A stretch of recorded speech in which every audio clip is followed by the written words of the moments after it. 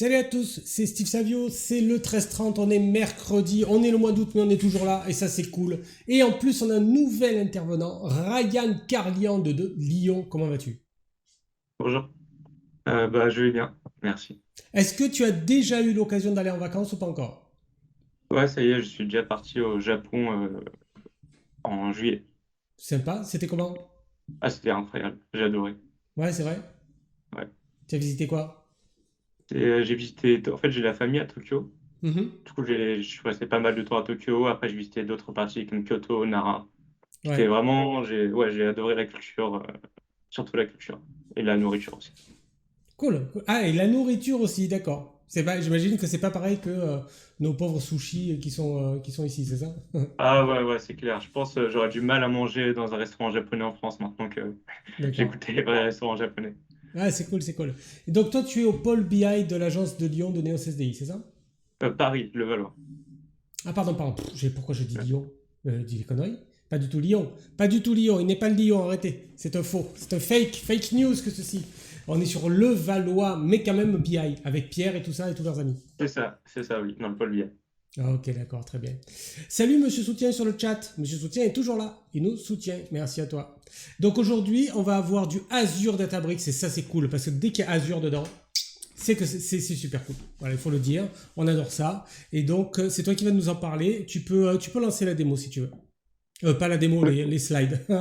La démo, c'est un peu tôt. Et vous avez vu, c'est rangé chez moi un peu, ça y est. Allez, hop là, il y a Goldorak, il y a Batman, et là vous apercevez Catwoman si vous avez l'œil. Voilà, ça commence à. Parce que j'ai déménagé, toi tu sais pas, mais j'ai déménagé la semaine dernière, donc c'est un peu compliqué. Ouais. Mais ça va mieux, ça va mieux. On est bien là. Alors vas-y, on t'écoute avec les Databricks. C'est bon, vous voyez mon écran. On voit très très bien ton écran. Ok, alors c'est parti. Alors, Azure Databricks. Alors, Azure Databricks, c'est quoi? Alors, ça va être un service d'analyse et de traitement de données basé sur Spark. Et il a été conjointement développé par Databricks et Microsoft. C'est-à-dire qu'au début, Databricks a été créé en 2013 par les créateurs d'Apache Mhm. Spark. Et en 2017, Databricks et Microsoft ont travaillé ensemble pour créer Azure Databricks. En gros, c'est comme Databricks, mais vraiment optimisé pour l'environnement Azure, Ok. pour qu'il se connecte très bien aux autres outils Azure comme Data Factory, etc. Alors, du coup, Azure Databricks, ça va vraiment être un environnement de travail simple et très efficace, et qui va nous permettre de traiter et de transformer les données. Il va être interactif, c'est-à-dire qu'il va être sous forme de bloc-notes. On va écrire nos codes. Et du coup, il va aussi être collaboratif, vu que Mhm. plusieurs membres d'une même équipe vont pouvoir écrire sur le même notebook, bloc-notes. Ok. Et vraiment, quand on dit que plusieurs membres d'une même équipe pouvoir travailler ensemble dessus, c'est que ça va à la fois être un outil pour les data analysts, c'est-à-dire qu'on va pouvoir explorer les données, faire des requêtes, faire des graphes, etc.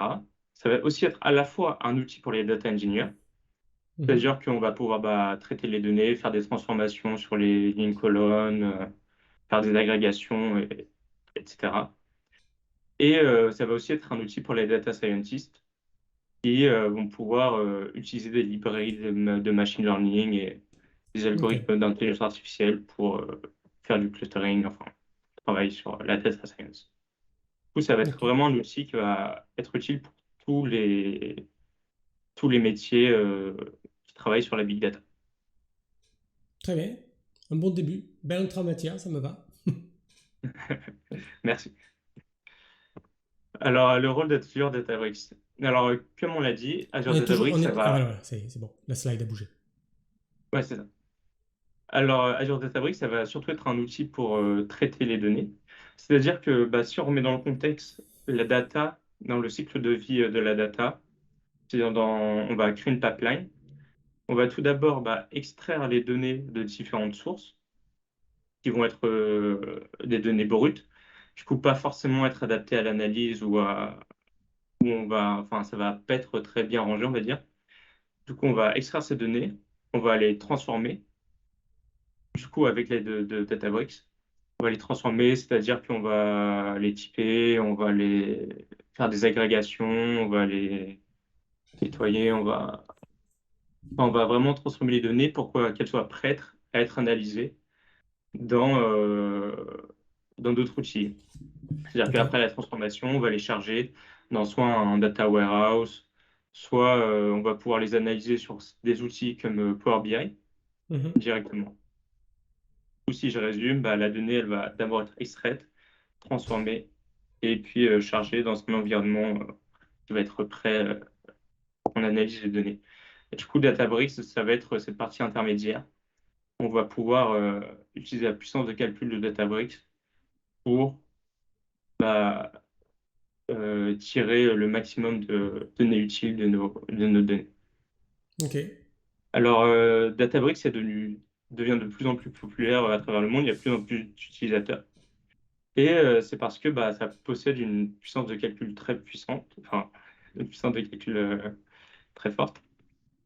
Et si on veut comprendre cette puissance de calcul, il faut aussi comprendre Apache Spark, que Databricks est basé sur Spark, et qui d'ailleurs a été créé par les créateurs de Spark.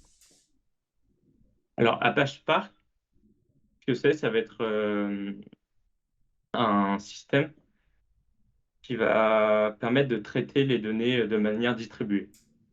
Il y a, pour simplifier, deux aspects primordiaux de Spark qui va permettre son efficacité.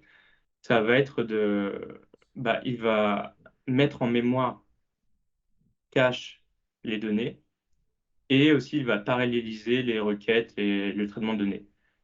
Ces deux choses vont vraiment permettre l'analyse des big data, à la fois en termes de rapidité, on va pouvoir lire de gros volumes de données et du coup les 3 V, ouais, c'était volume, vélocité pour rapidité et le troisième c'est variété. On va pouvoir traiter une large variété de données. Et le fait que ton échantillon de données, il soit traité Mhm. en... Attends. Pardon. Il soit traité en mémoire, on n'a pas une limitation du coup parce que bah, si tu veux traiter justement du big data, tu n'arrives pas à un moment où la mémoire elle est trop courte. Si, mais enfin, du coup, après, on va voir vraiment, ça va être parallélisé sur plusieurs ordinateurs, en quelque sorte. D'accord. Ok, Du je coup, vois bah, mieux. on va pouvoir bien répartir D'accord. Si tu as besoin le de travail. charge, tu utilises Voilà, c'est ça. l'élasticité d'Azure. C'est ça, oui. Très bien. Du coup, les avantages de Spark, ça va être la rapidité, comme on vient de le dire. Mhm. Aussi la convivialité pour les développeurs. C'est-à-dire qu'en fait, vu que c'est des blocs-notes où on va écrire du code, et il va pouvoir lire différents langages. On va pouvoir soit utiliser du Python, soit du Scala, soit du SQL, soit du R, en fonction de ce que l'on préfère. Du coup, ça va être très convivial pour les développeurs. Et aussi, bah, un avantage, c'est qu'il va avoir des charges de travail multiples. Ça veut dire que bah, on va à la fois pouvoir l'utiliser pour, comme on l'a déjà dit, faire de la data analyse, de la data science ou du data engineering. Ok.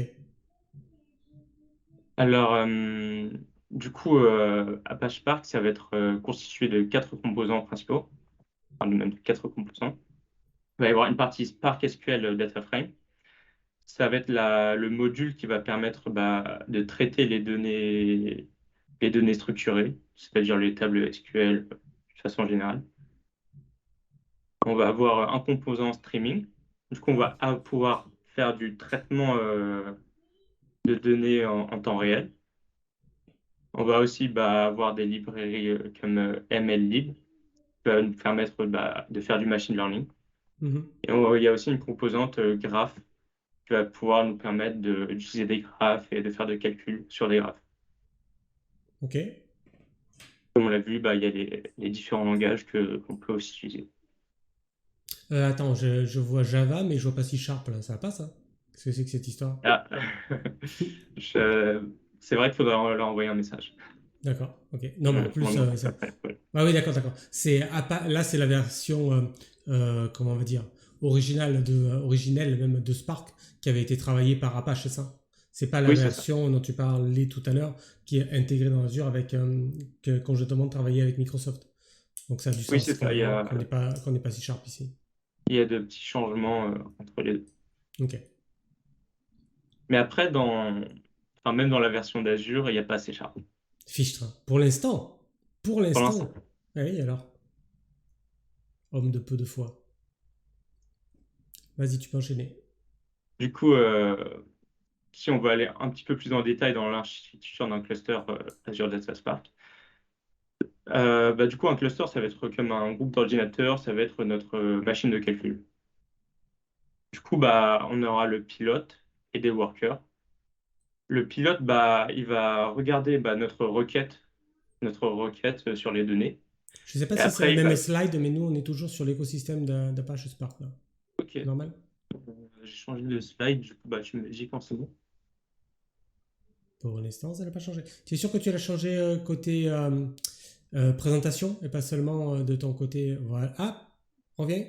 C'est apparu à l'espace d'un instant. Voilà, c'est bon là. Ah, ok, peut-être j'ai rechangé, du coup, ça va peut-être repartir quelques instants. Mais On est bon, on est bon. du coup, le pilote, il va distribuer les charges de travail. Il va regarder la requête et les données sur lesquelles est appliquée la requête. Il va paralléliser tout ça, Mhm. l'envoyer aux différents workers. Et les workers vont effectuer la tâche qu'on leur demande. Et ils vont ensuite renvoyer l'information au pilote pour que le pilote réassemble les données qui avaient été parallélisées. Mhm. Chaque worker, est-ce que c'est un agent qui est sur une machine ou est-ce que c'est chaque fois une machine virtuelle différente? C'est tout le temps des machines virtuelles. D'accord. On est sur Azure, c'est vraiment Ok. tout est dans le cloud.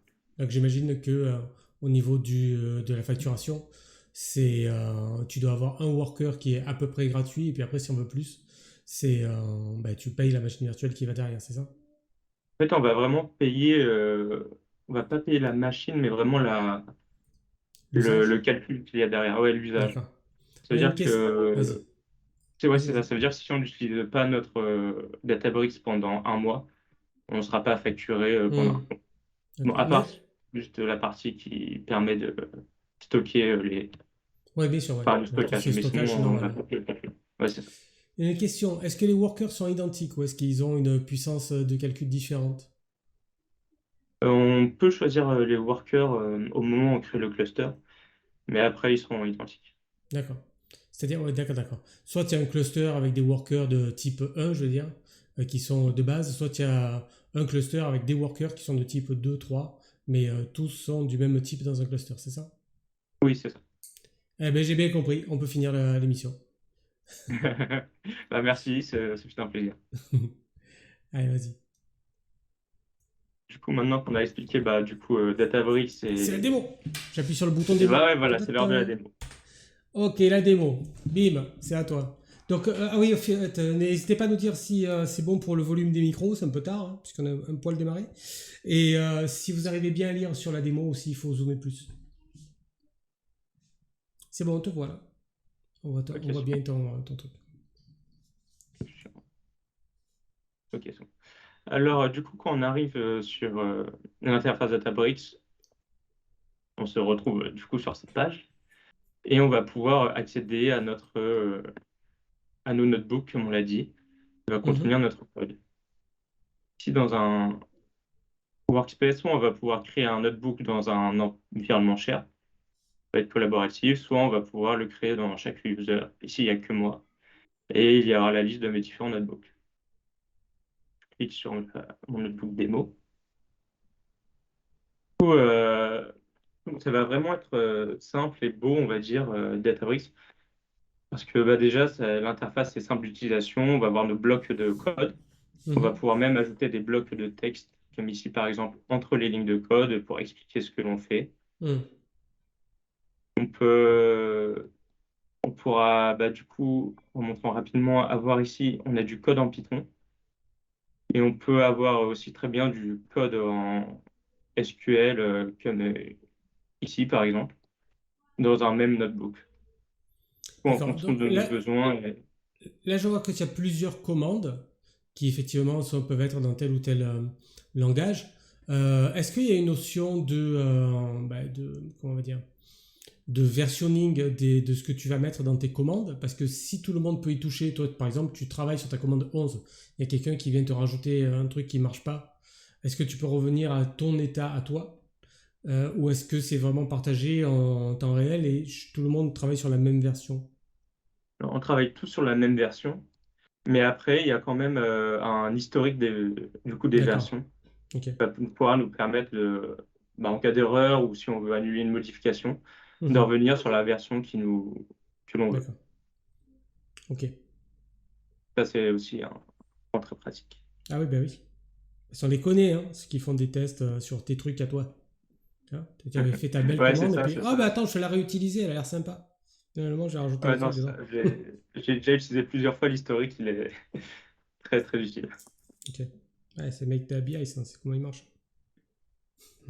Alors, avant de revenir sur le code, on va regarder les différentes options de Databricks. Du coup, ici, on a nos workspace et nos notebooks. On a une option repos où on va pouvoir mettre nos notebooks, notre travail dans un repos qui va être on peut directement connecter à Azure DevOps. Du coup, ça va vraiment être très pratique Ah, pour c'est bien ça. push notre travail. Bah oui, du Et coup, ouais. Ça règle ouais. la question dont je viens de parler là. Ok. Ouais, c'est ça. Très bien, très bien. Du coup, ça va vraiment être hyper simple pour travailler collaborativement. Une fois qu'on a fini Mhm. notre book, on va pouvoir le fusionner avec d'autres travail de d'autres collègues. Ou aussi, on a un historique des tables de modification qu'on a fait. Sinon, data, on va voir, on peut créer des tables. Et du coup, c'est ici qu'on va voir la liste des tables que l'on a. Ça va être des delta tables, mais ça va être un peu l'équivalent des tables SQL, mais avec quelques modifications Mhm. adaptées à Databricks. On va ici avoir notre compute, qui va être notre cluster. Cluster qu'on a choisi d'utiliser, et du coup, notre puissance de calcul et les différentes options qu'on a décidé de mettre. On peut avoir plusieurs clusters. C'est notre workflow qui va contenir nos jobs. Et un jobs, en gros, ça va être euh, un, un outil qui va permettre d'exécuter nos notebooks de manière régulière à l'avance. En gros, de planifier l'exécution d'un notebook. On peut le réexécuter une fois ou plusieurs fois dans le temps. On choisit l'intervalle que l'on veut. Voilà toutes les options qu'on a sur Databricks. Et pour revenir au code, Mhm. pour montrer un petit peu. Alors ici, on a le texte. Alors, on va pouvoir se connecter directement aux données de nos environnements Azure, notamment Data Lake. Avec juste trois lignes de code, on va pouvoir accéder aux fichiers que l'on veut. Par exemple, ici, j'ai mon Data Lake, mon container. Dans ce dossier, je peux voir que j'ai trois fichiers JSON. Et si on fait une petite recherche, on peut voir qu'on accède depuis Databricks à nos trois fichiers JSON que j'ai sur mon Data Lake. Du coup, à partir de ça, on va pouvoir lire et analyser notre fichier. Si on a quelques codes de Python pour lire notre fichier JSON, ici pour l'afficher. On a lu notre fichier JSON, on l'a mis dans un data frame. Si on affiche notre data frame, différentes lignes et colonnes, on va pouvoir effectuer du travail dessus, les modifications que l'on veut, traiter la donnée que l'on veut. Si j'ai fait des traitements simples, on va supprimer juste cette colonne qui n'a pas l'air de servir à grand-chose. Et ici on a une colonne first name et last name, et ce que l'on va faire, c'est faire des modifications pour concaténer ces deux colonnes, pour avoir une colonne full name. On a une question. On Oui. nous dit, est-ce que tu utilises que Databricks ou il t'arrive d'utiliser des outils concurrents comme Snowflake, par exemple? Je sais que Snowflake, c'est un gros concurrent de Databricks. J'ai jamais utilisé personnellement. Je Mhm. peux pas vraiment répondre à cette question. Tu as bien répondu là. Tu Ok, utilises Databricks. ok.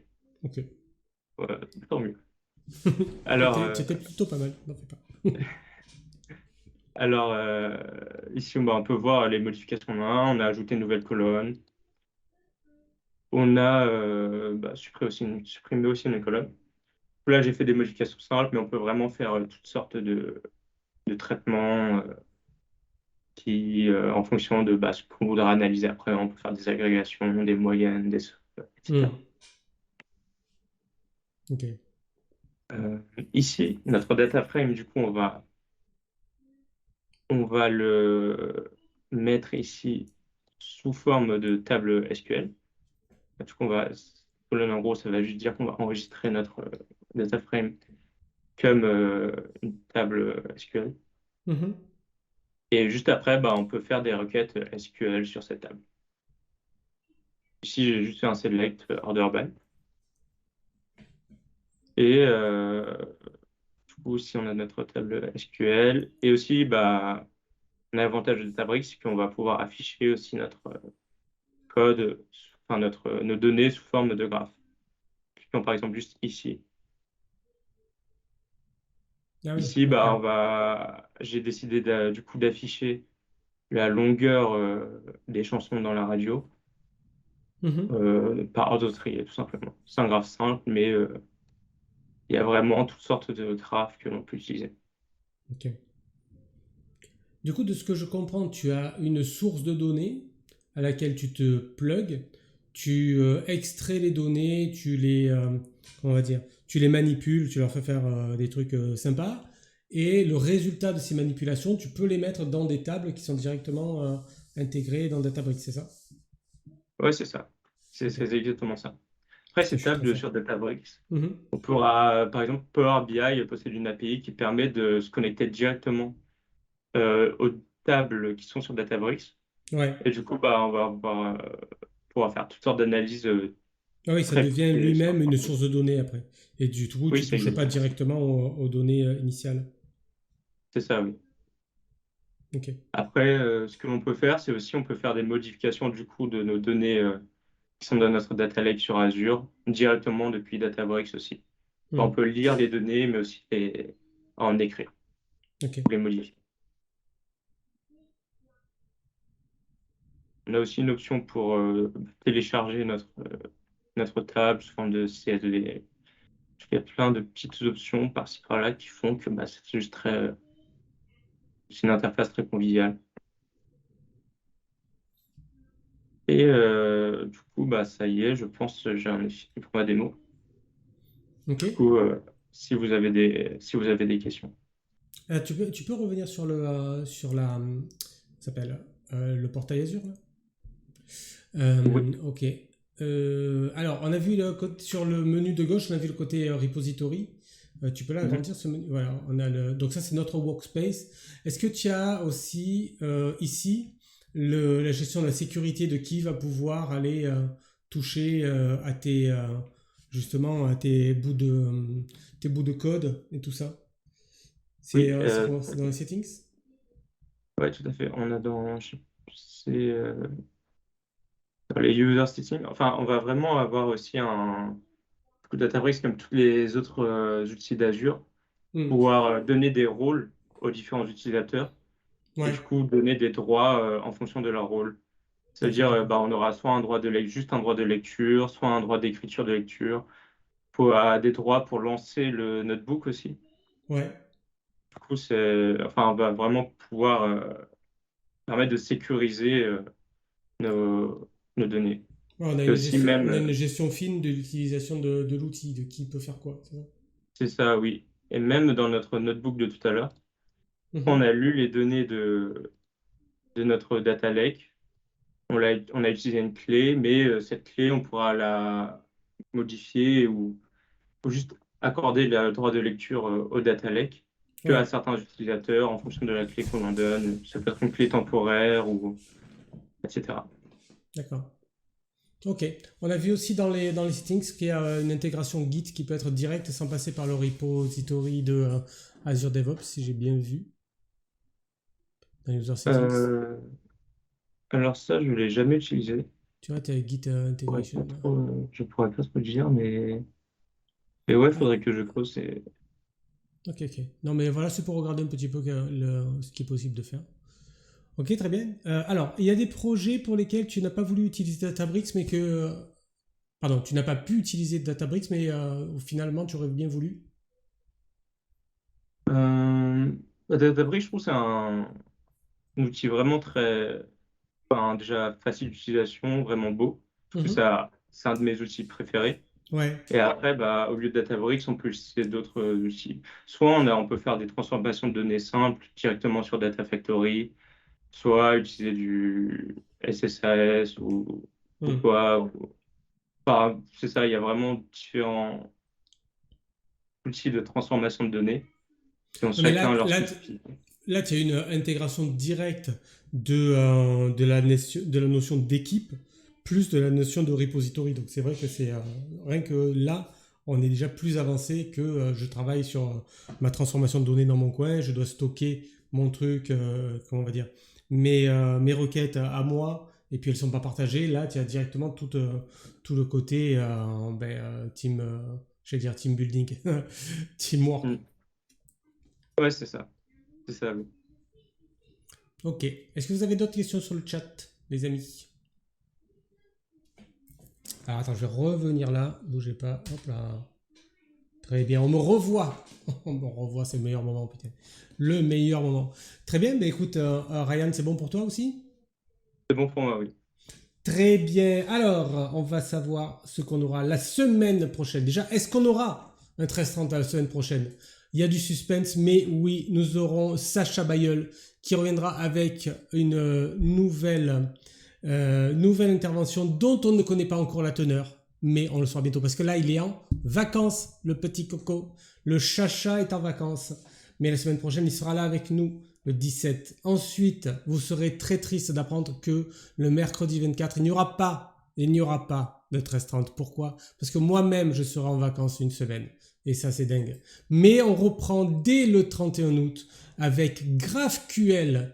C'est la suite de ce qu'on avait vu précédemment avec Lionel Dimitrievich. Et puis je vous passe le reste, mais à partir de ce 31 août, on sera là toutes les semaines hors vacances de moi-même. Mais du coup, c'est bon.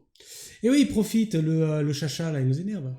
Ouais, c'est bon. La semaine prochaine, on aura Sacha. Après, hop, un petit break. Et après, on est reparti comme en 40. Ça va être cool, les amis. Voilà, merci Ryan. J'espère que ça t'a plu, ce petit passage de la 13-30. Ouais, super, j'ai adoré. Eh bien, ça va être très très bien pour la prochaine fois. Je te reproposerai certainement une session, si ça te plaît. Ok. Ok, on a du merci Ryan, en veux-tu, en voilà sur le chat. Et on vous dit à la prochaine les amis. Salut, à la semaine prochaine. Merci. Au revoir.